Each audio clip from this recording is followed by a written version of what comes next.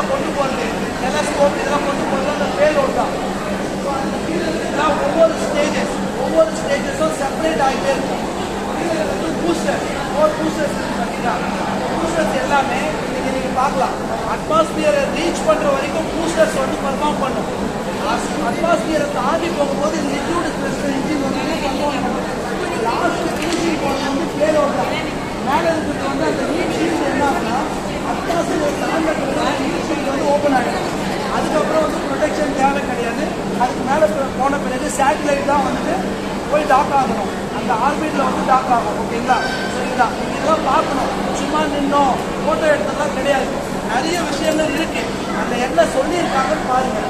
Doubt இருக்கே என்னை கூப்பிட்டு கேளுங்க. நான் வந்து ஐடி குவாலிஃபைடு வச்சுருக்கேன். இப்போ நீங்கள் என்கிட்ட கேட்கணும். இன்னொன்று ஸ்டேஜஸ் PSLV-னா என்ன? Very good. Polar satellite launch vehicle. GSLV-னா என்ன?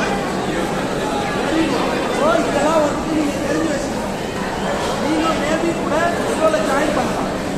எவ்வளோ நல்லா பண்ணுறீங்களோ கண்டிப்பாக ஜாயின் பண்ணுங்க. அப்போ நீங்கள் இதெல்லாம் பாருங்கள். இந்த மியூசியம்குள்ளே நீங்கள் பார்த்த சும்மா பொம்மைங்க மாதிரி தான் இருக்கும். ஆனால் ஒவ்வொன்றும் அதே பார்த்தீங்களா ஸ்டார்ட் பண்ணும்போது ஸ்டார்ட் பண்ணுறது வந்து எப்போலாம் சேட்டலைட்ஸ் ஆகுறாங்க. அதில் ஏன் கோல்டு பிளேட்டட் கொடுத்துருக்காங்க? இந்த சோலார் பேனல் இல்லையா? ஆனால் நீங்கள் பார்க்கலாம் சேட்டலைட் ஏன் கோல்டு பிளேட்டட்? ஏன்னா மேலே போகும்போது எக்ஸ்ட்ரீம் ஹீட் சன்னிலிருந்து வருது இல்லையா? இந்த அல்ட்ரா வயலட் ரேடியேஷன் வந்து எத்தோட அட்மாஸ்பியர் இருக்கிறது வந்து அப்படி ஃபில்டர் பண்ணி நம்ம உள்ள அனுப்புது. ஸோ அதனால தான் நம்ம சேஃப். ஆனால் விண்வெளிக்கு மேலே போயிட்ட பிறகு நம்ம சேஃப் கிடையாது. ஸோ அதனால தான் இது வந்து பார்த்தீங்களா ஸ்பேஸ் சூட். ஸோ அந்த ஸ்பேஸ் சூட் வந்து போட்டுருக்காங்க. மேலே போகும்போது அந்த சேட்டலைட் வந்து நார்மல் வெட்டில் டிசைன் பண்ணிட்டாங்கன்னா கண்டிப்பாக வந்துட்டு டேமேஜஸ் ஆகும்.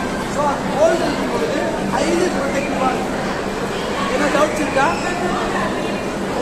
இதை முடிச்சுட்டு அப்படியே நீங்கள் அதை எல்லாமே ஒவ்வொன்றா படிச்சுட்டு போங்க. ஃபோட்டோஸ் எடுங்க.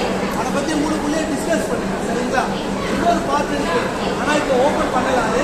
மேபி ஃபியூச்சரில் ஓப்பன் பண்ணுவாங்க. சரிங்களா? அவங்க உள்ள ரொம்ப ஹை ப்ரொஃபைலாக பண்ணிட்டு இருக்காங்க. பட் இன்னும் ஓப்பன் ஆகும்.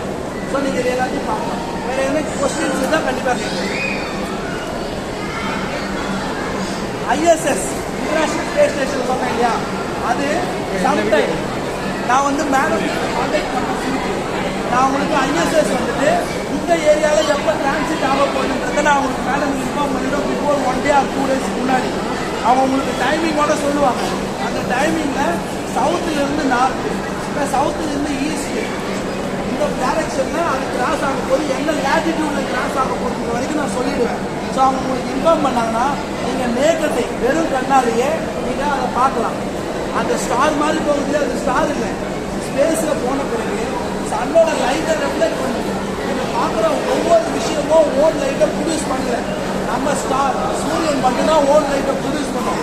அது எல்லாமே சன்னோட லைட்டை ரிஃப்ளெக்ட் பண்ணிட்டு அவ்வளோ. ஓகேங்களா? இன்ஃபர்மேஷன் கிளியராக இருக்கா?